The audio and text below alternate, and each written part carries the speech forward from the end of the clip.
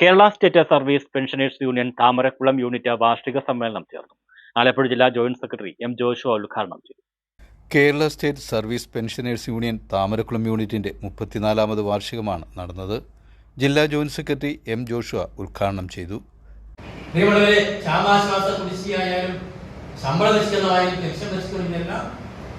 ഓരോ കാലയളവിലെയും ഗവൺമെന്റിന്റെ നയത്തിന്റെ ഭാഗമാണ്.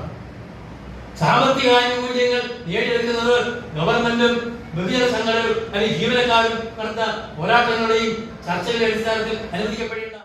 Unit president VM Musthafa Rawther അധ്യക്ഷനായിരുന്നു. ഗ്രാമപഞ്ചായത്ത് അംഗമായി തിരഞ്ഞെടുക്കപ്പെട്ട യൂണിറ്റ് അംഗം ടി ഉഷയെ സമ്മേളനത്തിൽ ആദരിച്ചു. മുതിർന്ന അംഗങ്ങളെ block vice president KG Madhavan പിള്ളയും ആദരിച്ചു. Block vice president T Sathidevi സംഘടനാ റിപ്പോർട്ടും യൂണിറ്റ് സെക്രട്ടറി V ശിവൻപിള്ള പ്രവർത്തന റിപ്പോർട്ടും ഖജാൻജി K രാജൻ വരവ് ചെലവ് കണക്കും അവതരിപ്പിച്ചു.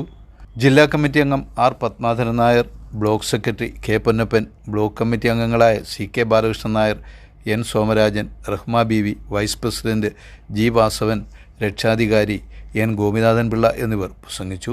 Vice president K Abdul Majeed പ്രമേയങ്ങൾ അവതരിപ്പിച്ചു. യൂണിറ്റ് പ്രസിഡന്റായി VM മുസ്തഫ റാവുത്തറെ 34ാം തവണയും തെരഞ്ഞെടുത്തു. News bureau, Charummood.